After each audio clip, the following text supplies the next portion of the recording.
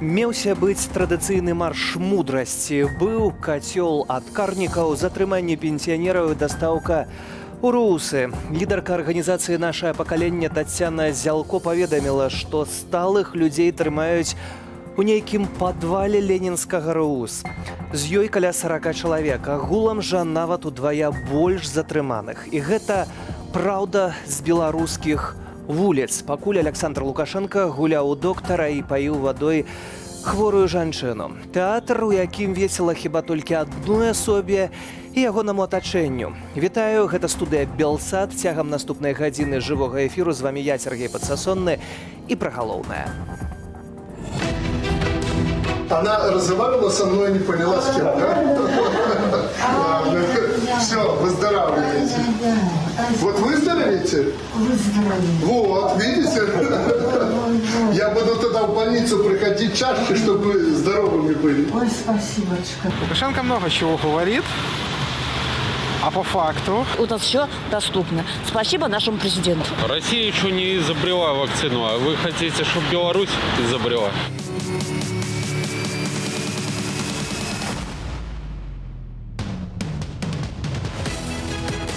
Один милицейский большой начальник, значит, в приступе уже отчаяния заявил о том, что вывешивание флагов бело-красно-белой расцветки, это буквально вот его слова, будут приравниваться в балконах, будут приравниваться к незаконным пикетам.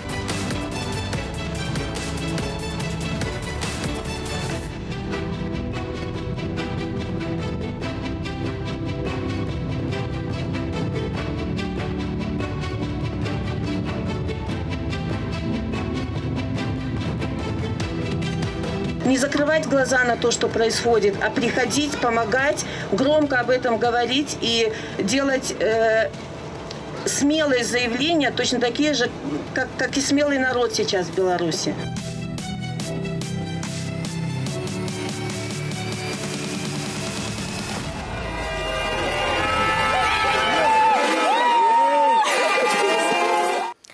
А каб вы, спадарства, ведалі ўсю гэтую інфармацыю і праўду, працуюць незалежныя журналісты, працуюць у складаных умовах нашыя калегі. Напярэдадні быў затрыманы чарговы з іх Станіслаў Івашкевіч, які знаходзіцца ў чаканні суду за кратамі. Беларусь, паводле незалежнай арганізацыі «Рэпарцёры без межаў», з'яўляецца самай небяспечнай краінай у Еўропе для працы журналістаў. Гэтая тэма на абмеркаванне на пачатак нашай праграмы, і з намі на сувязі Святлана Калінкіна, журналістка-публіцыстка. Вітаю вас. Спадарыня Святлана, незалежныя журналісты не былі ў ласцы і пашане ўладаў заўсёды, уласна кажучы, але што цяпер адрознівае сітуацыю? Цяпер, як ніколі, улада баіцца праўды, улада стараецца стварыць такую карцінку, што яе падтрымлівае беларускі народ і толькі нейкая купка людзей супраць. І таму ўсё, што не ўпісваецца ў гэтую карцінку, яна лічыць пагрозай сабе. Журналісты сталі пагрозай, праўда стала пагрозай, беларусы сталі пагрозай. Ну і, канешне, таму ідзе такое паляванне на праўдзівае слова. Але пры гэтым вялізныя старанні з боку гэтак званых сілавікоў, велічэзныя бюджэты у прапагандыстаў, у дзяржаўных журналістаў. І ўсё гэта не спрацоўвае. Няўжо у дзяржавы няма разумення, што ў сённяшніх умовах незалежную журналістыку закрыць немагчыма? Ведаеце, сапраўды такога разумення няма, як не было такога разумення ні ў аднаго з дыктатараў, хаця яшчэ ў Бібліі напісана «Сіла не ў сіле, а сіла ў праўдзе». І тым не менш, кожны дыктатар стараўся, як мог, стварыць карцінку, якая падабалася яму асабіста і была выгадна яму асабіста. Таму нічога дзіўнага тут Александр Лукашенко не прыдумаў. Дзіўна толькі тое, што ўсё гэта адбываецца ў 21 стагоддзі. Як вядома, зараз бум інфармацыйных тэхналогій. Здымаць інфармацыю, перадаваць інфармацыю можа кожны чалавек, бо ў яго ёсць такія прыстасаванні, як тэлефоны, там айфоны, андроіды і так далее, і так далее. Але, ведаеце, Лукашенко, ён чалавек не сучасны. У гэтым і ягоная праблема, у гэтым праблема Беларусі. Ён гэтага не разумее, што сёння немагчыма людзям закрыць рот, а па-ранейшаму спрабуе гэта рабіць. Ну і, канешне, для яго журналісты сёння галоўныя ворагі. Яму падаецца, што каб не журналісты, то беларусы па-ранейшаму б нічога не ведалі б, як галасавалі іхныя суседзі, не ведалі, як паводзілі сябе члены выбаркамаў. І ён, напэўна, думае, што ён бы выйграў выбары і нічога такога б не было. Карацей, вінавата люстэрка, у якой яму не хочацца глядзецца. Хаця, кожнаму, амаль што кожнаму ясна, што ўсё гэта не так, што не журналісты падбухторылі людзей, а ўлада сваімі бязглуздымі дзеяннямі, Лукашенко асабіста сваім хамствам, сваёй непавагай да беларусаў справакавалі гэты пратэст. Але вось чуць пра пратэст, ведаць праўду, што беларусы адвярнуліся ад сённяшняй улады, улада не хоча, Лукашенко не хоча, і, адпаведна, робіцца ўсё магчымае і немагчымае, каб гэтую праўду скрыць ці неяк знівеляваць. З іншага боку, у атачэнні Лукашэнкі ёсць і дастаткова маладыя людзі, тая ж спадарыня Эйсмонт. Няўжо не ў стане сказаць, што, глядзіце, тут праблема не ў тым, што яны чытаюць тэлеграм, не ў тым, што яны чытаюць незалежныя выданні ці глядзяць незалежны Белсат, а праблема ў тым, што адбываецца ў краіне. Я не ведаю у атачэнні Лукашэнкі ніводнага чалавека, які мог бы яму сказаць праўду, які мог бы у вочы яму сказаць, што Александр Григорьевич, ваш час сышоў. Беларусы і так занадта доўга вас цярпелі. Вы прэзідэнт мінулага стагоддзя, а ўжо, дзякуй Богу, 21. Але пры гэтым незалежныя журналісты робяцца закладнікамі, вось, уласна кажучы, рэжыму, незалежныя журналісты робяцца закладнікамі сістэмы. Спадарня Святлана, ці вы нас чуеце, бо бачу, што нешта сувязю адбылося? Я так разумею, што знікла у нас злучэнне са спадарняй Святланай. На сувязі была Святлана Калінкіна, журналістка, публіцыстка Белсат. І ў гэтай сітуацыі спадарства, безумоўна, падсумуем так, што нашыя журналісты ў тым ліку таксама з'яўляюцца закладнікамі гэтай сістэмы, а гэта нашыя калегі Кацярына Андрэева, Дар'я Чульцова, якія да 15 студзеня, прынамсі, будуць знаходзіцца за кратамі, Станіслаў Івашкевіч, які трапіў таксама напярэдадні за краты, Любоў Лунёва, якая наўпрост закрэсцена была вывезена у шпіталь, бо пачуваецца дрэнна, мае праблемы з сэрцам. Гэта наш аператар Іван Куракевіч, які атрымаў таксама 15 сутак. Вось усе гэтыя людзі на вашых спадарства экранах, незалежныя журналісты, якія асвятлялі незалежную інфармацыю, якія пацярпелі і якім спадарства можна самае лепшае ў гэтай сітуацыі зрабіць тое, каб напісаць ваш ліст падтрымання. Яна ўсім нам вельмі патрэбная, каб быць разам і быць салідарнымі. Цяпер пераносімся ў Вільню. Крымінальная справа ў дачыненні да дырэктаркі гарадзенскага хоспісу імя святога Губерта Вольгі Вялічка.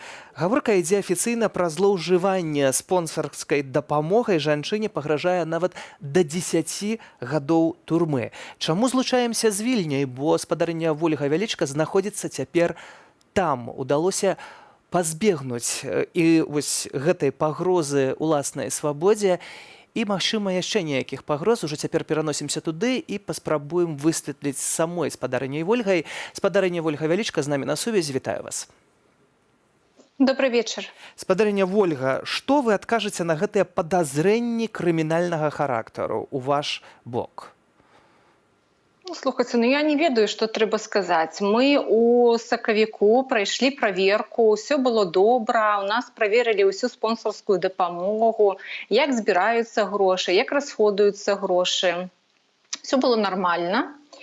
Далей было лета, я была у ініцыятыўнай групе Бабарыка, была незалежным назіральнікам, пісала скаргі. Далей адбылося тое, што я ўбачыла, што было 9 і 10 і 11 жніўня на вуліцах Гародні. Далей была спроба мяне і маіх паплечнікаў, калег стварыць Савет народнага даверу. У пачатку верасня мне прыйшла смс прыйшло ад класнага кіраўніка, што яны вельмі незадаволеныя тым, як мы выхоўваем дзяцей, што яны сумняюцца ў дабрабыце нашай сям'і і пачнецца сацыяльнае расследаванне. Далей нам былі забароненыя ўсе дабрачынныя мерапрыемствы. Я кожную нядзелю выходзіла на мірныя мітынгі. Я лічу, што гэта вельмі важна для любога беларуса. І тады было, і зараз ёсць. Я вельмі сумую па тым часе, калі ў нядзелю я мела магчымасць быць з беларусамі і адчуваць тую свабоду, тую волю, якая ў нас была і якая ёсць. Далей было маё затрыманне і без пратаколаў змяшчэння ў ізалятар часовага ўтрымання. Далей быў суд. Далей мне і мужу вельмі шмат людзей напісалі і патэлефанавалі, што будзе заведзена крымінальная справа. Я хахатала і казала, не трэба мяне пужаць, я нікуды не паеду.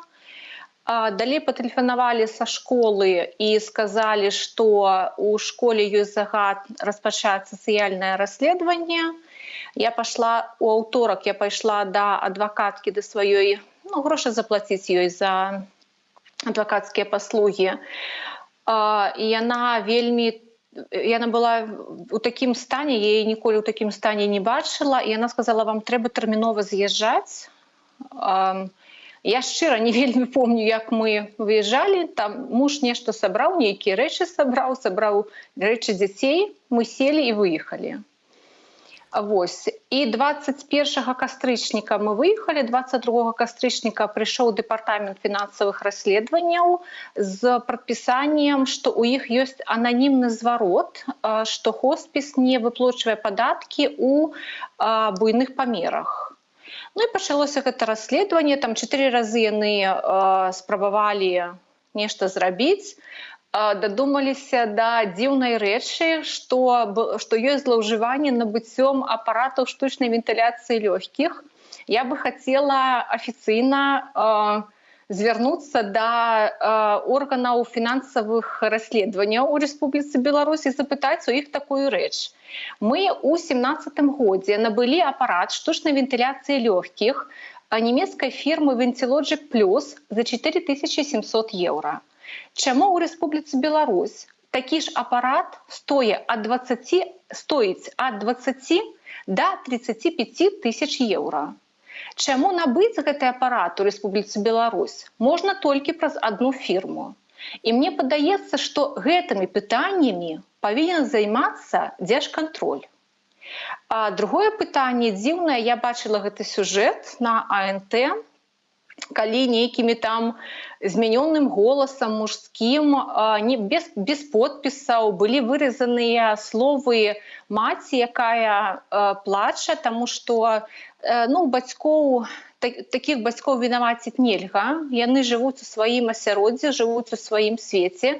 Яна сказала тое, што яна сказала, але ж журналісты, калі можна сказаць, што это журналісты, яны нарезалі тое, што яны хацелі нарэзаць, і атрымалася тое, што гэты апарат, ён кудысьці знік. Дык вось, калі б супрацоўнікі Дзяржкантролю былі не агалцелымі сабакамі, прыйшлі ў дзіцячы хоспіс, і як таго патрабуе закон, прад'явілі б дакументы, на якой падставе яны хочуць паглядзець апарат, які апарат яны хочуць паглядзець.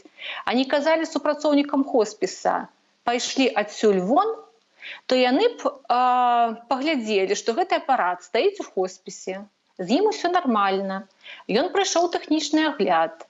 На гэтым апараце у нас знаходзіўся адзін дзіцёнак, ён памер, гэты дзіцёнак. апарат знаходзіцца ў хоспісе, другі новы апарат яны забралі ў нас. І ну, слухайце, гэта нейкі там дакументы яны паказваюць. Гэта такая гісторыя, яна прыцягнутая за вушы.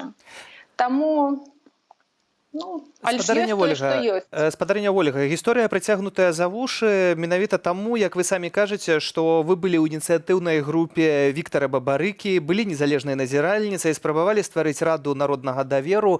Цяпер гаворыце вось пра гэты апарат, які замовілі самастойна, а не купілі ў той фірме, дзе тэндеры агалошваюць чыноўнікі і якія не зарабілі. А цяпер атрымліваецца, што паводле ўсяго гэтага кантролю злодзеем апынуліся ж і вы. Але тут у гэтай усёй сітуацыі трэба падкрэсліць, што ніякім злодзеем вы не з'яўляецеся, а толькі адстойваеце свае правы.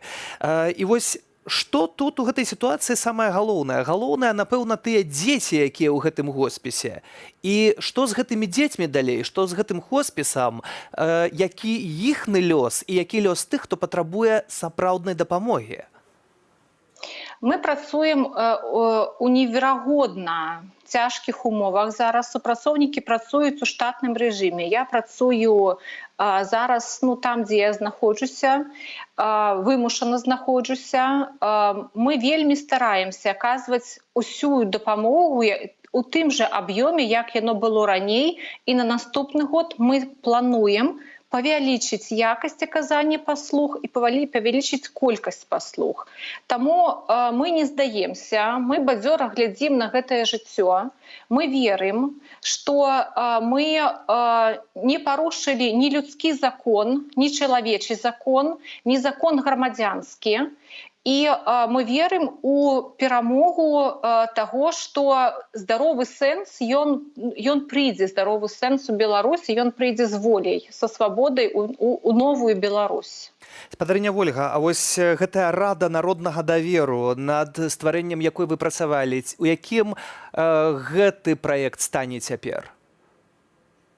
Дзякуючы людзям, з якімі мы разам стварылі раду народнага давера і спрабавалі, каб туды ўвайшлі не толькі чальцы дэмакратычных сіл горадні, але і прадстаўнікі ўлады. Вось дзякуючы гэтаму на 4 дні горадні яна стала першым вольным горадам.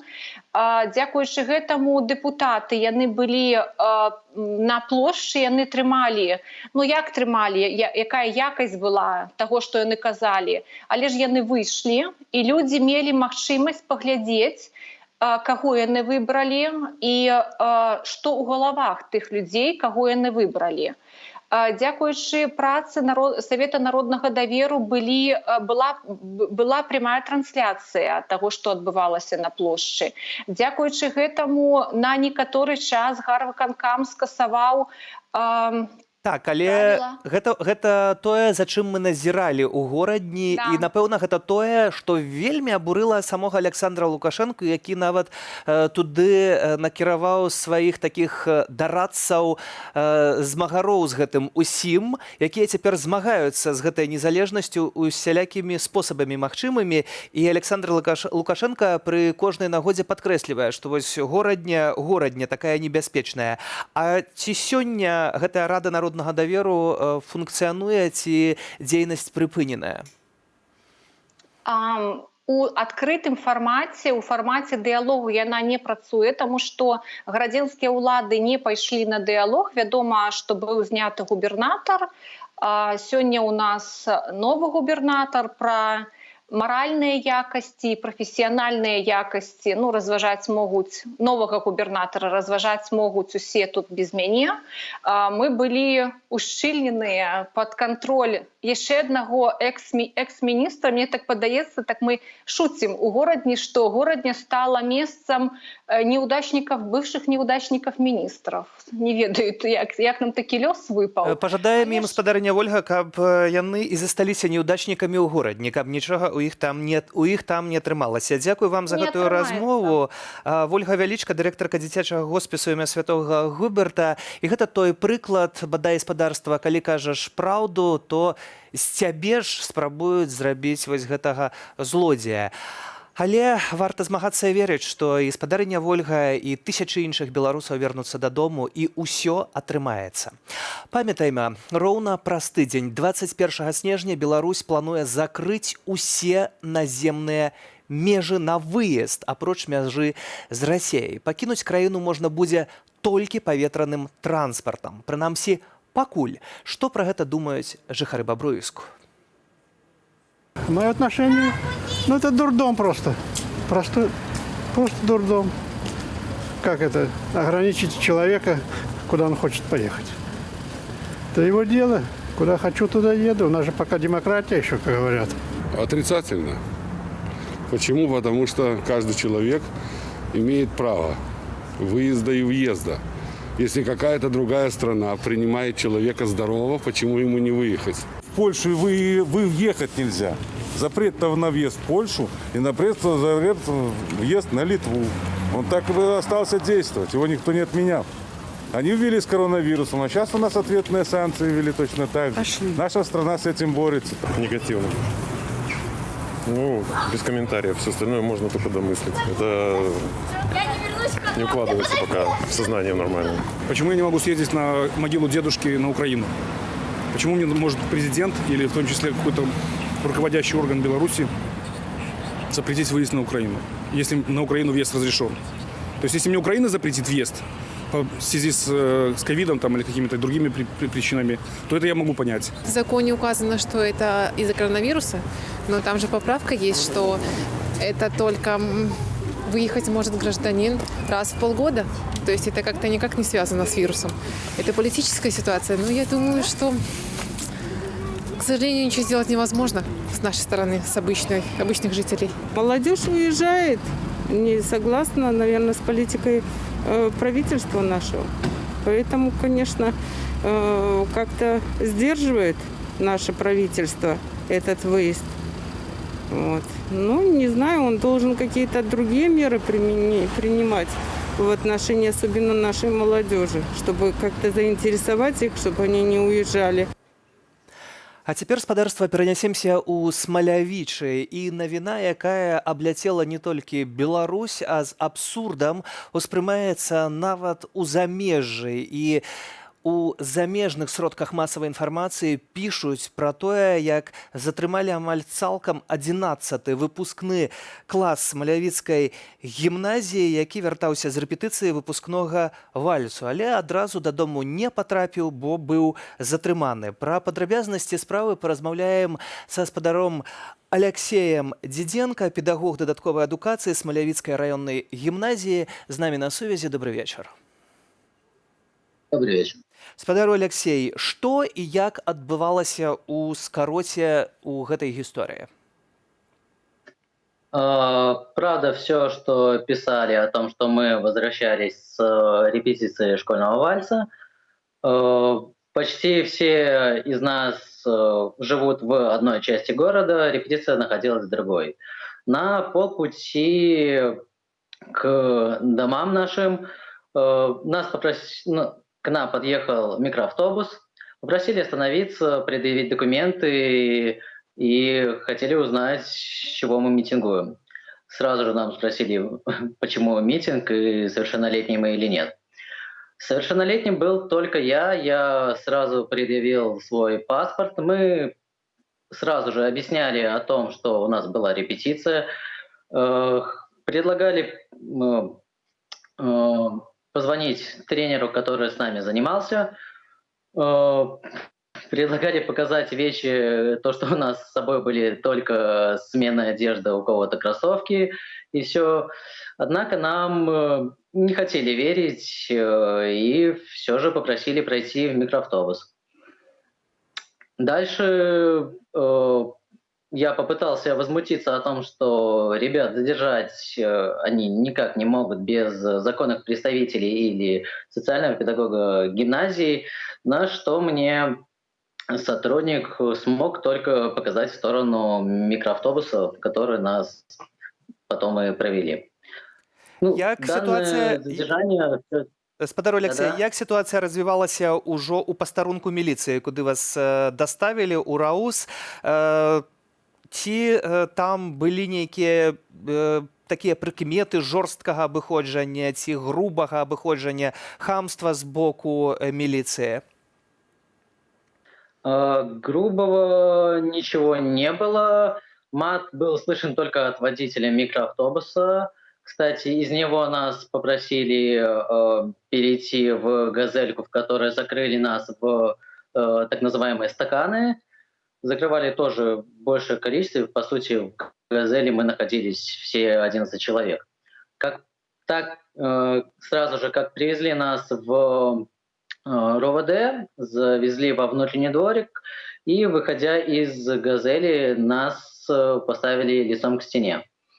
Это вот единственные моменты, где была какая-то жесткость. Дальше нас развернули, начали заводить в здание, но позже из-за возмущения одного из сотрудников в самом здании, зачем привезли детей, нас обратно попросили пройти на улицу. И вот эти кадры, там, где мы уже стоим, общаемся с детьми. Я вот на этом видео, опять же, показываю свой паспорт сотруднику милиции. И все, буквально через 5 минут нас оттуда уже отпустили. Спадару Алексей, я яшчэ раз хацеў бы падкрэсліць, да сцяны вучняў ставілі. Да, наставили до стены. Это, по сути, было за минут 7 до вот этого видео, которое вот сейчас демонстрировалось. Колькі доўга вучні стаялі каля сцяны?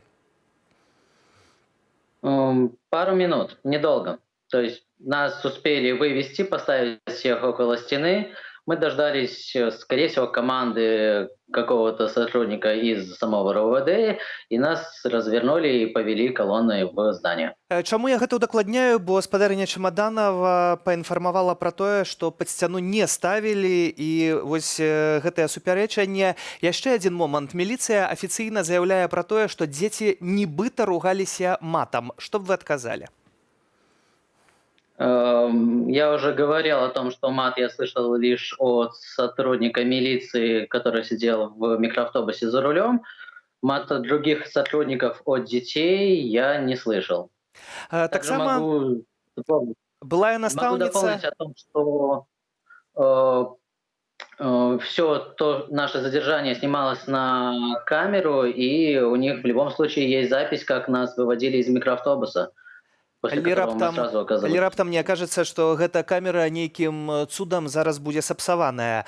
Былая настаўніца Ганна Северынец, якую звольнілі за яе грамадзянскую пазіцыю, напісала адразу ў сябе на Фейсбуку так: гэта самы моцны клас у раёне, 5 ідуць на медаль, і таксама на залаты медаль 3 чалавекі з класа з'яўляюцца дыпламантамі абласной навуковай канферэнцыі школьнікаў. Тут вучацца шматразовыя пераможцы раённых і абласных алімпіяд па вучэбных прадметах, чэмпіёны штодзекалі, пераможцы музычных спаборніцтваў. Вось гэтыя дзеянні, якія вы адчулі на сабе, гэта як ахарактарызаваць? Гэта памылка ці гэта ўжо традыцыя ў сённяшняй сістэме? Помылка или традиция, не знаю. Возможно, это ошибка из-за того, что мы шли действительно группой из 10 человек и, возможно, выглядели странно. Однако я знаю, что в нашем городе не первое воскресенье катается данный микроавтобус, и были задержания у нас людей и в другие воскресенья. А самае галоўнае ва ўсёй гэтай гісторыі, безумоўна, дзеці. Вось якія іхныя рэакцыі і як яны на гэта на ўсё рэагуюць? Магчыма, у некаторых з іх траўма? Сейчас общаюсь с детьми, я с ними в плотном контакте. Травмы не знаю. Изначально в момент того, как нас остановили, кто-то испугался, девочки точно испугались, кто-то постарался отнестись к этой ситуации с юмором, пытались шутить. Даже когда нас везли в РОВД, ребята тоже шутили. Скорее всего, из-за того, что это столь абсурдная ситуация, которых у нас, к сожалению, все больше и больше. Вось гэтых абсурдных... Абсурдных сітуацыяў вельмі шмат, як вы кажаце, іх сапраўды робіцца ўсё болей. Таксама пры гэтым гэтак званыя сілавікі спрабуюць адбудоўваць свой імідж, хадзіць па школах, таксама працуюць ідэолагі. І вось, напрыклад, адзін з такіх момантаў гэта дэманстрацыя старога фільму вучням пра калабарацыяністаў паказваюць цяпер. Як вы думаеце, усе гэтыя ідэалагічныя захады абсалютна старыя, абсалютна такія саўковыя, прабачце, яны спрацуюць з сённяшняй моладдзю? С сегодняшней молодью, которая видит все это с разных сторон, вряд ли. Возможно, с той, которая смотрит телевизор, если они такие есть, будет работать. Но с этими детьми точно не сработают. Они слишком разносторонне развиты и смотрят на все с многих сторон. Дзякую вам за гэтую размову. Алексей Диденко, педагог дадатковай адукацыі, Смалявіцкая раённая гімназія, з намі на сувязі. Мы ж спадарства працягваем. Александр Лукашенко сёння ізноў пагуляў у доктара. І каб было больш пераканаўча, абяцае наладзіць вытворчасць уласнай вакцыны ад каронавірусу. Пра гэта былы кіраўнік заявіў падчас сустрэчы з калектывам 4-й гарадской больніцы ў Менску. Я бы попробовала. Не боитесь? Нет, не боимся. Ну, мне кажется, если ученые все-таки постарались произвести такую вакцину, мне кажется, она бы помогала людям. Нет доверия тому, что делается у нас. Вернее, не тому, что делается у нас, а тому, как у нас все это делается. Если у нас было бы нормальное финансирование, нормальные медицинские исследования, тогда да. То, что делается так, без вариантов. Никогда в жизни я ее не испытал бы. Почему? Потому что, это бред какой-то. Это придуманная история, которую нужно развивать, и им нужны это отмывание денег. Я за Беларусь. Цалком белорусским ученым? Да, я белорусский, доверяю Беларуси. И люблю свою Беларусь. И вообще, для меня другой страны нет. Мне кажется, разработка вакцины довольно такой сложный технологический процесс. Я не думаю, что мы на таком высоком этапе развития. Вакцину создают годами и проверяют, тестируют, чтобы она, самое главное, не приносила вред. Поэтому я в недоумении. Стварэнне ўласнай вакцыны Александр Лукашенко агучыў яшчэ 2 варыянты супрадзеяння распаўсюду каронавіруснай інфекцыі. Закупіць расійскую вакцыну або рабіць вакцыну з расійскага штаму ў Беларусі. Паводле Лукашэнкі, расійскі бок гатовы перадаць нашай краіне ўсё неабходнае для таго, каб наладзіць вытворчасць.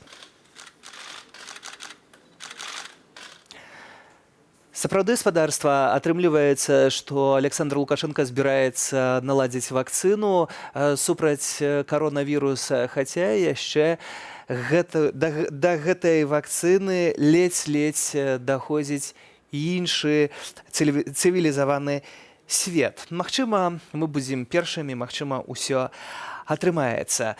Пры гэтым, спадарства, ізноў узнікае пытанне культуры. Новы міністр Анатоль Маркевіч гаворыць пра тое, што уратуе купалаўскі тэатр.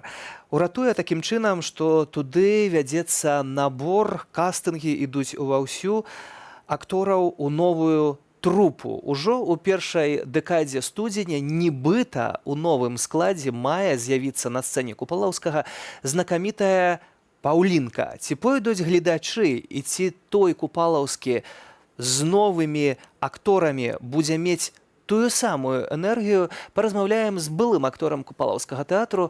Роман Падаляка з намі на сувязі. Добры вечар. Добрый вечер. Спадару Роман, новы міністр шмат абяцае, ці гэта азначае новае жыццё тэатра? Слухайте, я не ведаю, што яны там прыдумалі. Пытанне ў тым, што гэта, ведаеце, як англійскі газон, які вырошчваюць 100 гадоў, каб ён быў як мае быць, так? Немагчыма на попелу зрабіць нешта добрае. Таму што гэта высілкі шматлікіх людзей, шматлікіх пакаленняў. Так і якби на пустом не можна зрабіць штосьці новае, штосьці крэатыўнае, штосьці такое, што б здзівіла. Таму якби я паважаю ўсіх людзей, якія сышлі па сваіх меркаваннях з тэатра, якія засталіся, але цвяроза ацэньваю сітуацыю, што, на жаль, тыя, хто мог зрабіць, ужо не працуюць у тэатры. Можа, нас усіх здзівяць абсалютнай бяздарнасцю, як, уласна кажучы, здзіўляюць тымі канцэртамі, якія перыядычна на купалаўскай сцэне з'яўляюцца, гледачоў сядзіць некалькі чалавек. Больш за 20 чалавек прынятыя на працу, нібыта, кажа міністр, так проста ўзяць і прыняць 20 актораў, каб спектаклі пайшлі? Ведаеце, я б не раскідываўся словам бяздарнасць там ці без таленту яны. Я кажу, я паважаю кожны выбар, хаця не разумею яго ў дадзенай сітуацыі. Але, ведаеце, я пажадаю ім удачы, па-першае. Па-другое, я ж яшчэ раз скажу, што не хачу нікаго абражаць, але з нічога не можа вырасці нешта добрае. Трэба высілкаў і трэба шмат працы, каб нешта з'явілася. І перш за ўсё трэба прафесіяналізм, якога, мне здаецца, ужо бракуе цяперашняму купалаўскаму. Хаця вось вы мяне прадставілі былы купалавец. У нас як бы ў тэатры заўсёды ходзіць такая, хадзіла ці ходзіць. Былых не бывае. Да, былых не бывае, так. Спадару Роман, вось калі гаварыць пра тэатр і вяртацца ўспамінамі ў тэатр, Паўлінка ўжо ў першай дэкадзе студзеня, знакамітая Паўлінка, пра якую пісалі, якую глядзелі, якой захапляліся. Ці гэта магчыма, гэтую Паўлінку ў новым складзе ўжо ў першай дэкадзе студзеня паказаць на сцэне? Зараз у нас магчыма ўсё, як показала практыка. Але пытанне ў тым, хто пойдзе ў гэты тэатр, што гэта будзе за Паўлінка, якія мэты яна сабой пераследуе. Таму я думаю, што гэта будзе такі, скажем, напалову прадукт ўсё ж такі непрафесійны. Няхай не крыўдзяцца на мяне калегі, потому что мы дамовіліся, што ні мы, ні яны не кажам пра адзін аднаго дрэнна. Тады, можа, пагаворым добра пра вас, бо альтэрнатыўная трупа «Купалаўцы» існуе, альтэрнатыўная трупа «Купалаўцы» паказвае спектаклі. Вось у гэтай сітуацыі ці вы будзеце канкурэнтамі? Ведаеце, у нас няма такой задачы, змагацца з прывідамі мінулага. Я думаю, што мы будзем рабіць сваю справу па магчымасці, працягваць займацца творчасцю, хаця ў дадзеных абставінах, дадзеных варунках гэта выглядае даволі складана. Але я спадзяюся, у нас хопіць і розуму, і таленту, і крэатыву, і сілаў, каб працягваць рабіць цікавыя праекты, і ўжо неўзабаве, я думаю, гледачы нашага канала іх пабачаць. Вось, і мы не спыняемся, мы разам, і тыя, хто, напэўна, хоча, каб гэта ўсё хутка скончылася, каб мы згубілі увесь імпэт і настрой, я думаю, што яны памыляюцца. Калі вельмі коротка, спадару Роман, то чаго чакаць нам, гледачам, ад вас? Якіх падарункаў у бліжэйшы час? Няхай гэта застанецца сюрпрызамі.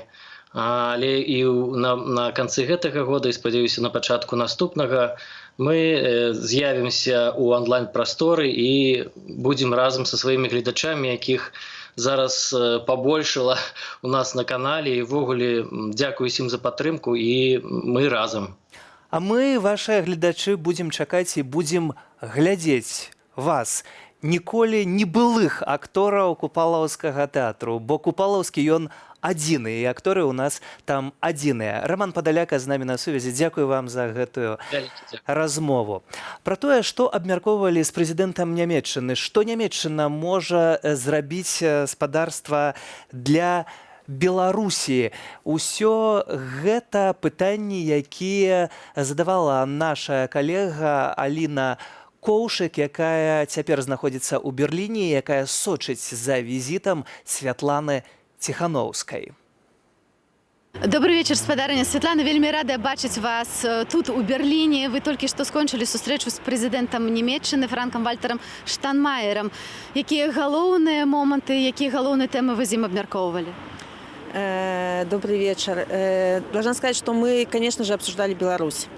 Мы обсуждали многие вопросы, каким образом Германия может поучаствовать в помощи белорусскому сообществу в этой борьбе, в этой непростой борьбе. Прежде всего мы говорили о том, что ОБСЕ, на платформе которой мы предлагали столько раз режиму начать переговоры, что ОБСЕ должна принимать такое же активное участие в будущем Беларуси и в следующем году. Дальше мы говорили о нашей борьбе, естественно, о том, что Беларусь борется это не геополитическая борьба, это борьба внутри страны за нашу идентичность, за нашу независимость, за суверенитет нашей страны, за то, что люди хотят, чтобы правительство их уважало, за права человека, против насилия, против пыток. Потому что вот почему я говорю о идентичности белорусов, потому что вот мы ездим по Германии, ну, как и по другим странам, и оказывается, что многие думают, что мы как бы придаток России, что где-то там нас все время связывают с ними, и мы должны доносить, что мы отдельная страна со своей культурой, и в этом году белорусы как никогда поняли, что мы едины, что мы нация. Белорусы стали гордиться тем, что мы белорусы, а не тем, что мы где-то там между Россией, Украиной и Польшей. И это очень-очень важный момент, который на самом деле очень важен для европейских стран. Дальше мы подняли вопрос ковида в Беларуси, что, в частности, я понимаю, что у всех такие проблемы в каждой стране, но мы говорили о медиках, что медикам с ковидом не позволяют оставаться дома из-за недостатка врачебной помощи, они должны выходить на работу, и мы попросили о вакцинации наших белорусских медиков, чтобы хоть как-то защитить их от заражения. Также речь шла о расследованиях преступлений, которые были совершены в Беларуси. Как вы знаете, в Литве уже начали расследовать первый случай, и мы хотим, чтобы Германия стала одной из стран, где бы началось такое расследование. Другие страны, глядя на лидирующую нацию, тоже как бы занялись этим вопросом вплотную, потому что если нет закона в нашей стране, то мы будем искать этих законов в других странах. Як Германія може допомогти білорусам? Ви другий раз тут, і ось які конкретні виніки, що ви бачите? Ці вона справді може бути більш гучною, більш рішучою, так як ви закликаєте? Значит, Германия уже сделала достаточно много для Беларуси, но мы понимаем ее возможности, что эта страна очень сильная, это лидер в Европе, и они, конечно, могут сделать намного больше. И прежде всего мы призываем создать определенную структуру внутри в парламенте, да, которая бы занималась только вопросами по Беларуси сейчас, когда это необходимо. Ни в будущем, ни потом. Люди страдают сейчас, поэтому нужна очень срочная помощь. И нас заверили, что сделать все возможное, чтобы это случилось. Ну і питання санкцій. Зараз вельми важливо, всі білоруси чекають. Ми чекаємо прийняття третього раунду санкцій, ці, можливо, четвертий раунд. Ось на якому етапі ви перемови? Я уверена, что будет четвертый, потому что третий пакет, он тоже, насколько мы знаем, совершенно небольшой. И мы все время приводим им пример, что в 2011 году, когда было там около 850 заключенных, и в санкционном списке было больше 100 человек, а сейчас больше 30 тысяч людей были посажены в тюрьмы, и вы так очень медленно эти санкции принимаете, но это уже даже не смешно. Поэтому мы... Тоже есть такое небольшое недопонимание. Они думают, что санкции нужно накладывать на чиновников высокого ранга. Мы говорим, нет, они уже несколько раз были в санкционных списках, им уже это не страшно. Это имеет символическое значение очень большое. Но нужно как можно больше людей поменьше чиновников меньшего ранга вносить в этот список. Все хотят там, не знаю, в Польшу съездить, в Литву за покупками и отдохнуть где-то в Европе. А когда у них будет угроза лишиться этой возможности, они 2 раза подумают, прежде чем совершать какое-то очередное преступление. Вось калі вы размаўляеце з нямецкімі палітыкамі, вядомымі людзьмі і расказваеце ім пра то, што адбываецца ў Беларусі, што на іх робіць найбольшае ўражанне? Вы знаете, в прямых встречах я всегда стараюсь донести ту боль, которую испытывают в Беларуси, и я, в частности, из-за того, что происходит в нашей стране. И на каждой встрече я стараюсь описать как можно больше частных случаев во всех красках, случаи пыток. Например, Олечка Хиженкова сейчас у нас находится, как к ней там бомжей подселяют, да, это на них такое впечатление производит о том, что журналистов сажают, нет свободы слова, о том, что люди, вот как Марии Колесниковой книги не передают, не позволяют адвокатам приходить. То есть вот такие вот частности, да, это вот такие живые истории, они оказывают намного больше влияния на понимание ситуации, чем голые цифры какие-то, понимаете? Вы выезжаете сёння з Берліна ў Брюссель з большай надзеяй на тое, што нам дапамогуць і пра Беларусь не забудуць?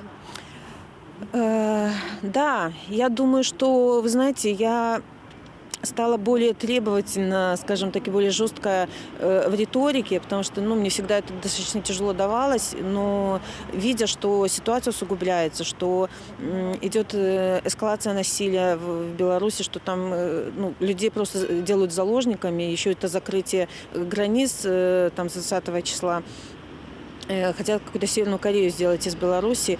Конечно, меры должны быть приняты срочные, сильные. И я уверена, Германия меня услышала. И мы точно так же будем общаться с такой же риторикой и с другими странами. Дякую вам велике за размову. Спасибо вам большое. Дякую. Святлана Тихановская з Берліну накіроўваецца ў Брюссель. Таксама ўжо ў самалёце ў Брюссель знаходзіцца і наша журналістка Аліна Коўшак, і ўжо заўтра спадарства. Усе падрабязнасці гэтага візіту абавязкова будуць у нашым эфіры. А я ж сачу актыўна за тым, што адбываецца ў Беларусі спадарства. Вядома, са спісу праваабарончага цэнтру «Вясна» 91 чалавек затрыманы на маршы мудрасці сёння. Прычым у спісе затрыманых ёсць асобы, якім больш за 80 гадоў. Некаторых адпускаюць, але ў сцяж яшчэ вельмі шмат людзей застаюцца ў пастарунках, у руусах. 2 чалавекі ўжо вывезлі на Акрэсціна. Пра гэта таксама паведамляе праваабарончы цэнтр «Вясна». І з намі на сувязі ўжо цяпер удзельніца маршу мудрасці. Не называю ваше прозвішча, не называю імя, вы таксама ў масцы. Вітаю вас. Добрый дзень. Вядома, чаму мы захоўваем ананімнасць. Гэта ў сённяшніх умовах у Беларусі абсалютна не сакрэт. Шаноўная спадарыня, як ацэньваць дзеянні сённяшніх сённяшнія дзеянні гэтак званых сілавікоў, гэтыя сённяшнія затрыманні, 91 асоба, людзі, якім больш за 80 некаторым? Знаете, это вообще тот беспредел, который у нас творится, мы уже ничему не удивляемся. То, что они делают, это, нормальный человек это понять не может. Сейчас, я хочу сказать, что несмотря на все попытки силовиков остановить марш пенсионеров, у них ничего не получится. Потому что в данный момент, может быть, не сию секунду, а час-полтора назад наши невероятные бабушки сидели в РУВД в актовом зале и пели песни. То есть нас не напугать. Поэтому пусть они придумывают еще что-то, но мы будем придумывать что-то в ответ. Может быть, будем менять какие-то способы выражения своего протеста. Но мы не остановимся, и никто их не боится. Чаму выходзяць пенсіянеры? Бо вельмі часта можна пачуць, ну чаго пенсіянерам не хапае? Ёсць пенсія, усяго поўна ў крамах, гучаць такія фразы ад людзей на вуліцах. Навошта вам хадзіць у гэты мароз? Ну, то, что говорят, что у нас пенсионеры в достатке, это все как бы далеко не так. Очень у многих очень маленькие пенсии. Но я хочу сказать, что пенсионеры выходят не за свои пенсии, они выходят за то, чтобы в стране прекратилось насилие, чтобы не избивали наших детей и внуков, чтобы не садили их на сутки, чтобы журналисты могли спокойно работать, чтобы медики могли заниматься не тем, что они после маршей избитых людей приводили в порядок, а для того, чтобы они поднимали здоровье другому населению, которое заболело. Поэтому, когда говорят, что пенсия там такая или сякая, это не играет никакой роли. Играет роль то, что мы не согласны с тем, что происходит у нас в стране. Пры гэтым Александр Лукашенко робіць чарговыя абяцанні. Сёння ён паехаў у 4-ю больніцу ў сталіцы, гуляў у доктара, таксама там адпойваў пенсіянерку вадой, жадаў ёй здароўя, кажа, што будзе ўласная беларуская вакцына ад каронавірусу. Ці штосьці ў гэтай гульні Лукашэнкі вас пераконвае? Ой, вы знаете, уже было столько гульни и с автоматом, и по больницам, и никто ему не верит ни одному слову, потому что все, что вот происходит, это все постановочные съемки. Вот у большинства белорусов вот это точно присутствует. Никто не верит. Да, может... Але вельмі стараюцца дзяржаўныя прапагандысты, каб пенсіянеры сядзелі перад тэлевізарамі і глядзелі БТ і захапляліся ўсім тым, што адбываецца. Я так разумею, што вы БТ не глядзіце. У меня телевизора нет уже 5 лет. Я не смотрю телевизор, и очень многие, хоть и говорят, что пенсионеры смотрят только телевизор, это не так. Очень много сейчас образованных, есть люди, которым по 80, они получают информацию из телеграм-каналов, из интернета, с Ютуба. Поэтому вот телевизор уже тоже большинство белорусов не верит. Тем более есть такие журналисты, которых откровенно ненавидит вся Беларусь, которые рассказывают всякие сказки. Вяртаючыся да сённяшняга маршу, шмат людзей знаходзіцца цяпер у русах. Гэта ленінскі і кастрычніцкі рус. Там і там дзесьці каля 45 чалавек знаходзіцца. Некаторых адпусцілі, што праўда, але ўсё ж такі там ёсць сталыя людзі, якім патрэбная некаторым дапамога. Ведаем таксама пра тое, што карета хуткай дапамогі дзяжурыла пад русам. Але калі прыйшлі там дзеці, родныя, блізкія перадаць лекі, то лекі не ўзялі, каб іх перадаць. Вось гэта што? Гэта такое катаванне часоў вайны? Гэта нейкі фашызм у нас чарговы? Вы знаете, фашизм был против народа, которого хотели как бы страну завоевать. А у нас идет полный геноцид белорусского народа. То есть издеваются всякими способами над людьми нашей страны. А то, что не дают лекарства, это тоже один из способов. Вот ты сегодня не получишь свою таблетку, тебе будет плохо, а ты в следующий понедельник или там в тот день, когда будет решено провести такой марш, ты будешь сидеть дома.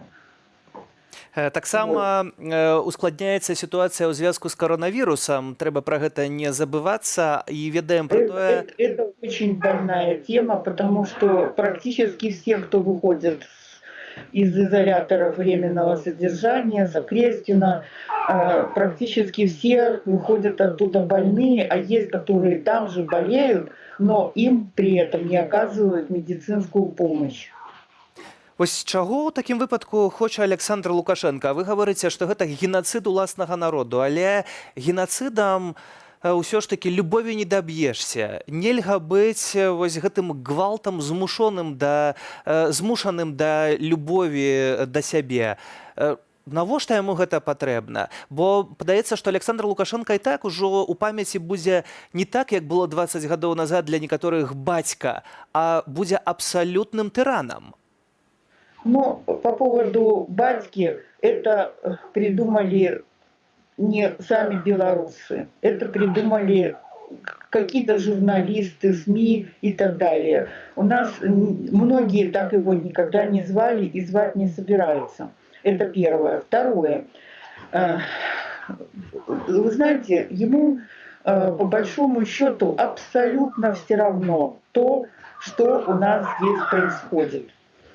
Он считает, что все замечательно, что все как было, а то, что вот это вот происходит, это, ну там 20 тысяч человек вышло, поговорили немножко и разошлись. Поэтому не знаю, на что он надеется, на что он рассчитывает, вот, но нас уже не переделать, и наши чувства, мысли и действия уже никак не поменяются. И хоть он говорит, что любимую не отдают, но любимую и не принуждают. Дзякуй вам за гэтую размову, шаноўная спадарыня. Пакідаем вас ананімнай, са змененым голасам, не называем прозвішча. Дзякую за гэтую размову, дзякуем за мужнасць і за гэтыя маршы мудрасці. Спадарства, закрыты твар – гэта тое, што мы можам цяпер назіраць у Беларусі вельмі часта, а таксама сярод людзей, якія выходзяць, каб паразмаўляць з журналістамі ў сваіх жа дварах, таксама закрываюць твары. Матэрыял пра гэта з'явіцца сёння ў выданні «Аб'ектыў» а 21 гадзіне. Яго рыхтуе наша журналістка Крысціна Чарняўская. Літаральна праз момант «Аб'ектыў». Анонс гэтага матэрыялу ўжо цяпер. Я ж дзякую за сёння. Для вас працаваў Сергей Падсасонны. Беражыце сябе і сваіх блізкіх. Да сустрэчы ў эфірах.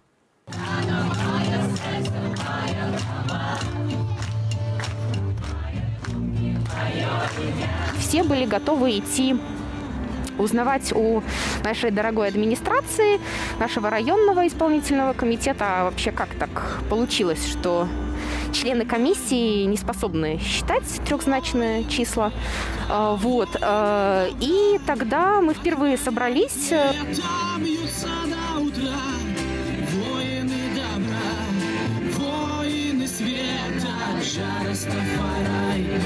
Люди абсолютно в любом вопросе сейчас будут помогать. Не только, наверное, из-за того, что политическая ситуация в стране, а просто потому, что они поняли, что кроме народа, как бы в принципе никого более отзывчивее нет у нас в Беларуси. То есть власть точно нам не поможет. Лида просили, сходьте сами. Юра просили, сходьте сами. Собраться, поболтать, принести свой чай, поделиться им, покушать. Бывают какие-то мероприятия обучающие, например, про коронавирус, о том, как защититься, или какие-то лекции, и довольно много просто музыкальных тусовок.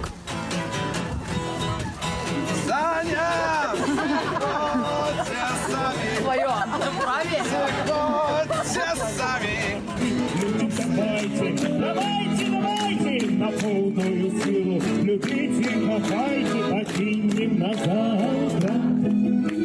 Мы это делаем не для того, чтобы там выразить свою какую-то более политическую сторону показать, а чтобы люди объединялись, чтобы они сплочались и чтобы как-то дух им поднять вот этими данными мероприятиями. И да, у нас это получается.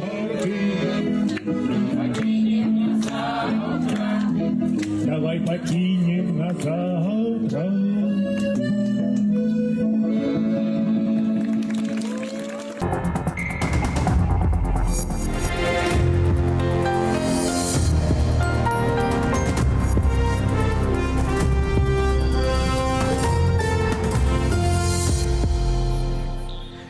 2 гады хіміі за нібы абразу міліцыянтаў. Паведамленне аднаго з тэлеграм-каналу атрымаў былы кантрактнік унутраных войскаў Ягор Карапузаў. Панядзелак, 21 гадзіна, у студыі Кірыл Смяглікаў і ў скароце пра самае важнае выданне. Тихановская сустрэлася з прэзідэнтам Нямецчыны Штайнмаерам. Меры должны быть предприняты срочные, сильные, и я уверена, Германия меня услышала. Лукашенко обещает вакцину от ковид. Что мешало год назад начинать эту разработку и сегодня выходить на финальную стадию? Зноў трое затрыманых журналістаў. На жаль, беларускія ўлады трактуюць журналістаў як удзельнікаў, а часам нават яшчэ і больш жорстка абыходзяцца журналістамі. Святлана Тихановская наведала сёння Берлін і ўжо ўвечары выправілася ў Брусэль. Пра што і з кім размаўляла Тихановская ў Нямецчыне, ведае Аліна Коўшык, якая была на месцы падзеяў. Сёння другі дзень працоўнага візіту Святланы Тихановскай у Нямецчыну, які нацыянальная лідарка распачала сустрэчу з прадстаўнікамі евангелісцкай царквы, якія моцна дапамагаюць. Беларусь учора зарганізавалі экуменічную малітву за Беларусь у Берлінскім кафедральным саборы. У дадзены момант Святлана Тихановская сустракаецца з прэзідэнтам Бундестагу Вольфгангам Шойбле, а потым адмысловую экскурсію для Святланы правядзе віцэ-прэзідэнтка Бундестагу Клаўдыя Рут. Потым яе чакаюць больш працоўныя сустрэчы з прадстаўнікамі камісіяў па правах чалавека, а таксама прадстаўнікамі камісій замежных справаў. Вельмі насычаны дзень, працоўны, але, як казала Святлана Тихановская, галоўная мэта прыцягваць увагу да Беларусі і прывесці да таго, каб беззаконне ў нашай краіне спынілася. І тут роля Нямецчыны вельмі важная, бо гэта лідарка еўразвязу, і вельмі важна, каб яна казала гучным и больше рашучым голосом. Мы обсуждали многие вопросы, каким образом Германия может поучаствовать в помощи белорусскому сообществу в этой борьбе, в этой непростой борьбе. Прежде всего мы говорили о том, что ОБСЕ, на платформе которой мы предлагали столько раз режиму начать переговоры, что ОБСЕ должна принимать такое же активное участие в будущем Беларуси и в следующем году. Дальше мы говорили о нашей борьбе, естественно, о том, что Беларусь борется это не геополитическая борьба, это борьба внутри страны за нашу идентичность, за нашу независимость, за суверенитет нашей страны. Говорили про некие особные программы падтрымки, але самое важное про санкции. Каб Нямецчына працягнула то, что она робіць на европейском узроўні, уводит санкции таргетаваныя, кропкавыя на фирмы и особы, связанные с Лукашенком. Потому что калі не будзе ізаляваны рэжым, Лукашенко не зможа працягваць свае рэпрэсіі, то, што ён робіць. Вельмі важна, каб не было беспакаранасці. У рэзідэнцыі федэральнага прэзідэнта Нямецчыны Святлана Тихановская падкінула подпіс у памятнай кнізе. Зрабіла гэта па-беларуску і ад імя усяго беларускага народа. Пасля Берліна Тихановская накіруецца ў Брусэль, дзе прыме ўдзел ва урачыстай цырымоніі ўручэння ўзнагароды Сахарова. Аліна Коўшык, Белсат, Берлін. Афіцыйна за дзень у Беларусі зарэгістравалі 1853 новых пацыента з каронавірусам.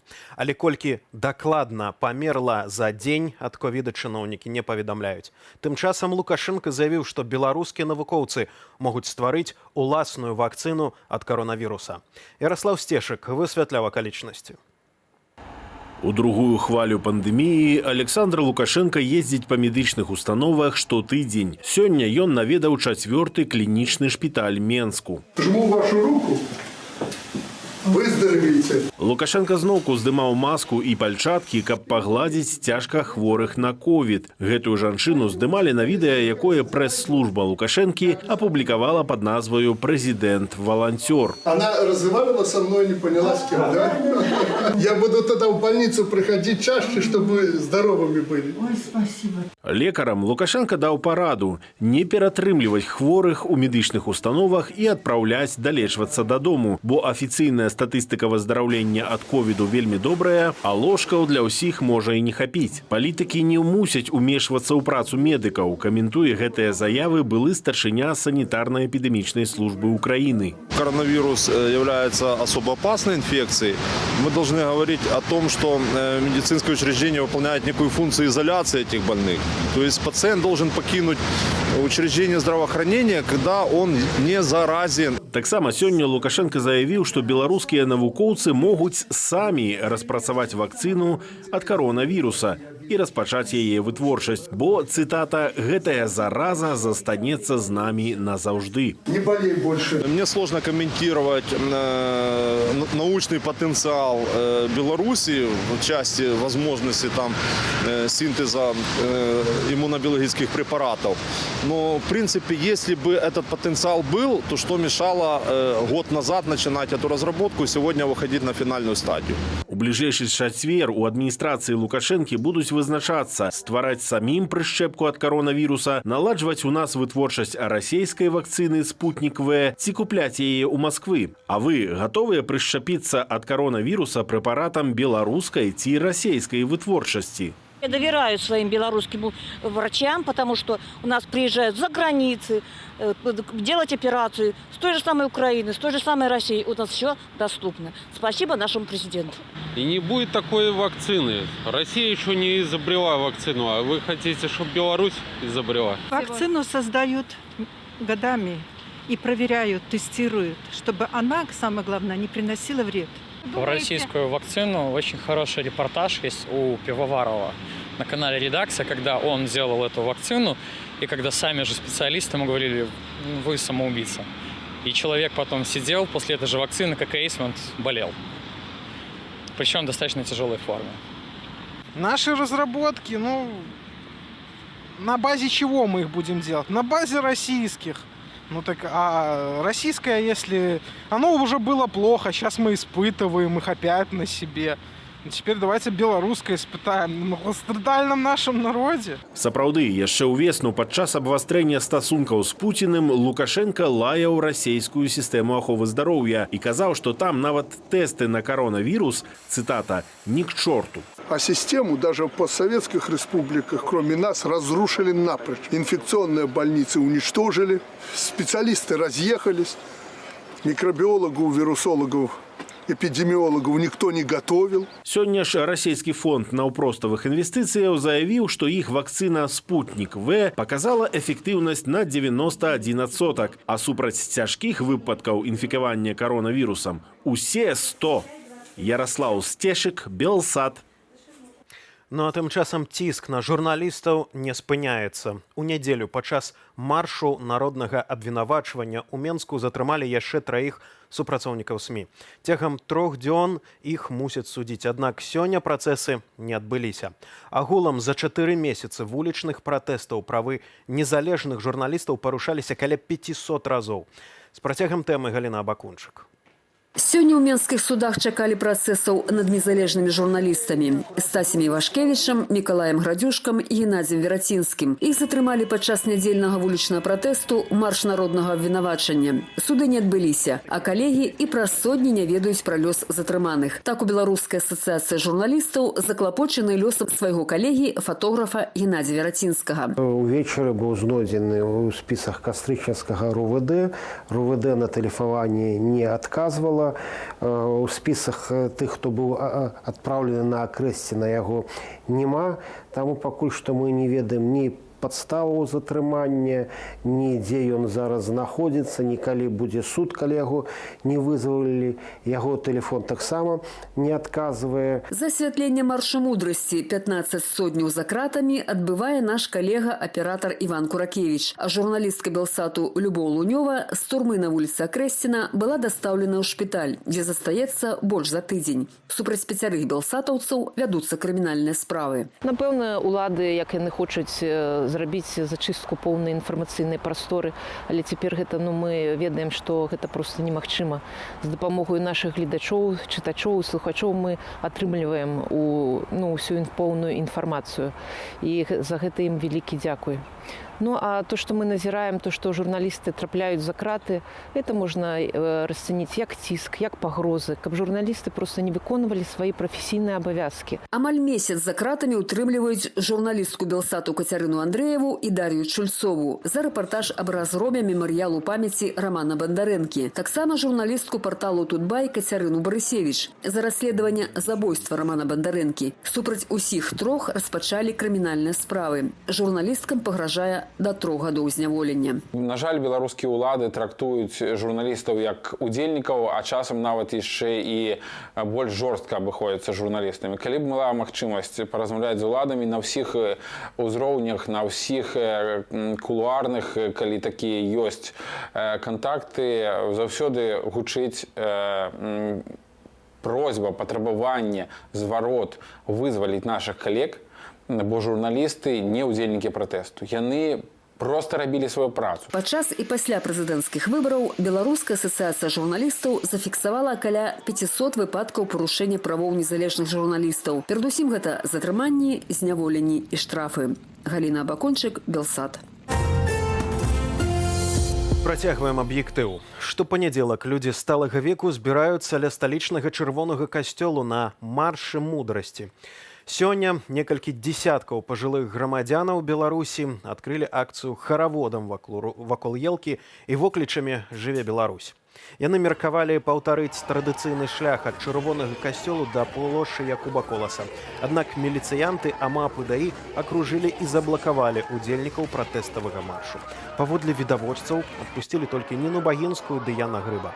Агулам, як паведамляюць крыніцы з тэлеграм-каналаў, затрымалі каля 80 пенсіянераў, палову з якіх адвезлі ў Ленінскае, палову ў Кастрэчнінскае РУС. Пратэсты лакальныя, але ва ўсіх раёнах сталіцы і не толькі ў Менску. Гэтак цяпер выглядае традыцыйная нядзеля маршаў суседзяў. Хрысціна Чарняўская ведае, як самаарганізуюцца беларусы і на чым трымаецца феномен дваравых супольнасцяў. Першае знаёмства суседзяў паводле Ірыны ў ейным раёне адбылося яшчэ пры зборы подпісаў для вылучэння незалежных назіральнікаў на выбарчыя ўчасткі. Жыхары актыўна ўключыліся ў гэты працэс. 9 жніўня людзі разам выйшлі чакаць вынікаў выбараў. Все были готовы идти узнавать у нашей дорогой администрации, нашего районного исполнительного комитета, а вообще как так получилось, что члены комиссии не способны считать трехзначные числа. И тогда мы впервые собрались. В общем-то, можно сказать, наверное, если микрорайон наш на карте поделить, наверное, четверть микрорайона была задействована, но тогда нас ждал очень агрессивный отпор. ОМОН, гранаты. Затым агульнымі намаганнямі людзі запусцілі працэс для доказу фальсіфікацыі выбараў і адклікання мясцовых дэпутатаў. Паралельна з гэтым узяліся ўпрыгожваць свой раён, праводзіць лакальныя святы, канцэрты і лекцыі, а таксама арганізавалі дапамогу для суседзяў, якія патрапілі пад пераслед. Учителя, которых в школе прессовали, каких-то активных людей, которые занимались, например, инициативами с депутатами у нас сидели. Были бедолаги, которые по несколько раз сидели, которых с работы увольняли. Да, мы озвучивали как онлайн, так и офлайн эту проблему, людям собирали помощь. Дзякуючы асабістаму знаёмству і зносінам людзі выйшлі за рамкі пратэставага руху, аб'яднаўшыся ў пераадоленні побытавых пытанняў. Первые предлагали услуги счетчик воды поставить в квартире за большую сумму, чем он стоит. И об этом сразу написали в домовые чаты, дворовые, о том, что вот аккуратнее, есть такие-то ребятки, девчатки. Я сам позвонила фирме, которую он назвал. Нет, они никого не отправляли, просто ходят. Фармаванне лакальных супольнасцяў – гэта натуральны вынік развіцця сацыяльных сетак і назапашанага досведу самаарганізацыі ды ўзаемадзеяння людзей падчас першай хвалі каронавіруснай пандэміі, адзначаюць сацыолагі. Аднак на фоне палітычнага крызісу гэты працэс набыў большыя маштабы. мы, наконец, почувствовали себя вправе и теоретически возможным управлять своим развитием и тем, как мы будем жить, и как будет устроена жизнь вокруг нас, начиная со своего подъезда, двора и дальше до масштабов страны. А с другой стороны, масштабами этого процесса и тем, что мы не в одиночку это делаем. Праўда, як прызнаюцца самі прадстаўнікі супольнасцяў, актыўнасць у дварах ухваляюць не ўсе суседзі. Часам справа даходзіць і да адкрытых канфліктаў. Таких очень много. Они срезают ленты с елок. Они вызывают милицию на нас, на наши действия, на наши организации, дворовые мероприятия. То есть, да, они кидают яйца с окон, они кидаются яблоками в нас. Они кричат на нас. І нягледзячы на перашкоды з боку сілавікоў і чыноўнікаў, людзі маюць намер у будучым развіваць супольнасці. У некаторых дварах суседзі падрыхтавалі планы для добраўпарадкавання і развіцця сваіх тэрыторыяў. Хрысціна Чарняўская, Белсат.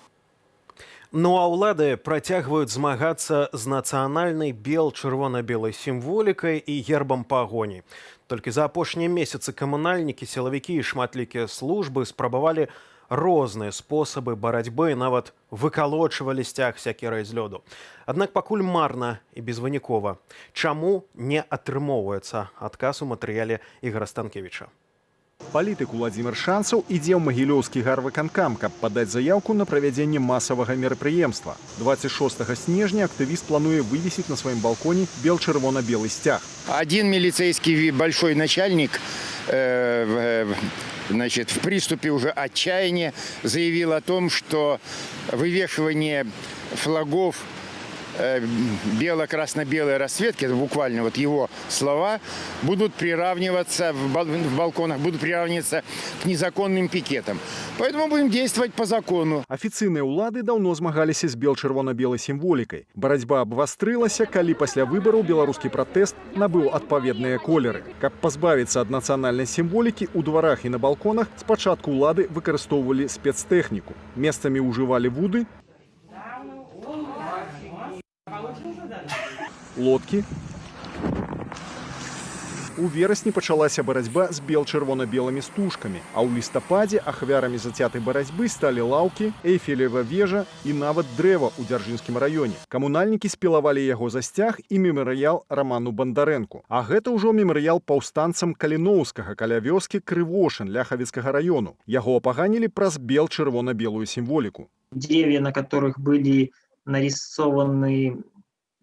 нарисована БЧБ-символика, просто так жестоко топорами пообрубали кору, замазали это все черной битумной краской, и памятник просто весь, его лицевую часть, где надпись, где написано «Вечная слава боротьбітам за свободу», залили тоже бітумнай чорнай краской. Апошнім часам чырвона-белую сімволіку пачалі высякаць нават у лёдзе. А нядаўна ўлада папярэдзіла. За сцягі на балконах грамадзянаў будуць не толькі штрафаваць, але і арыштоўваць, нібыта за парушэнне заканадаўства аб масавых мерапрыемствах. Магілёўскі актывіст Уладзімір Шанцаў упэўнены, выканкам не дасць дазволу на вывешванне сцяга. Важнейший итог того, что произошло за последние несколько месяцев, Беларусь окончательно стала бело-красно-белой.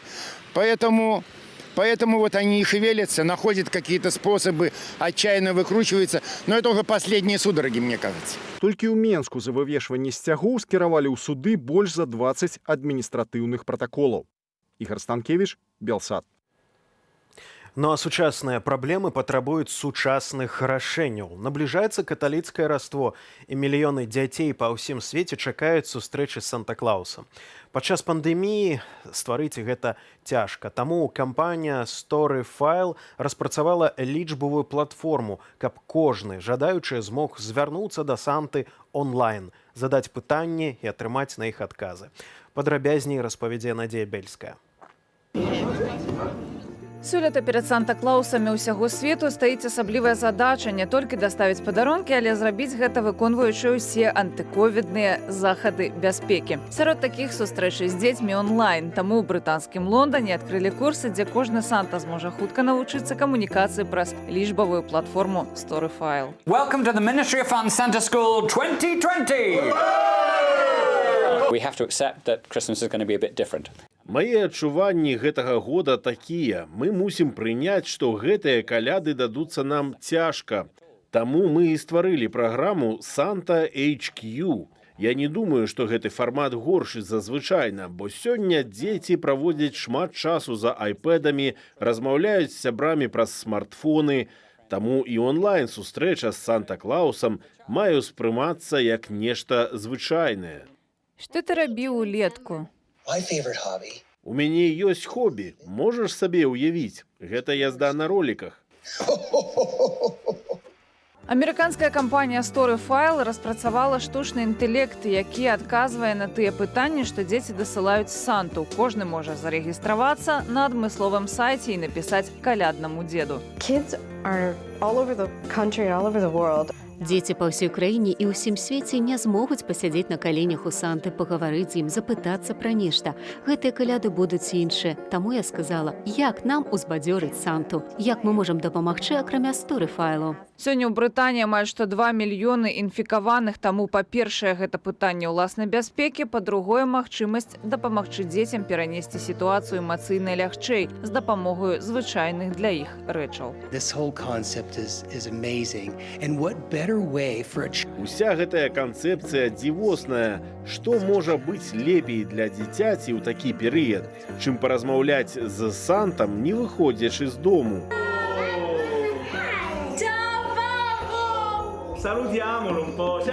Надзея Бельская, Белсат. Больш інфармацыі чытайце ў нашым тэлеграм-канале. Гэта пакуль адносна надзейны спосаб данесці навіны і не быць заблакаваным у Беларусі. Чаму не існуе ўраду ў выгнанні і як Святлана Ціханаўская рэагуе на абвінавачванне ў тым, што яна праект Крамля? Пра гэта ды іншае ў праграме «Размова» распавядзе дарадца Святланы Ціханаўскай Франак Вячорка. Ну а ў студыі працаваў Кірыл Смяглікаў. Добрага вам вечару і заставайцеся з Белсатам.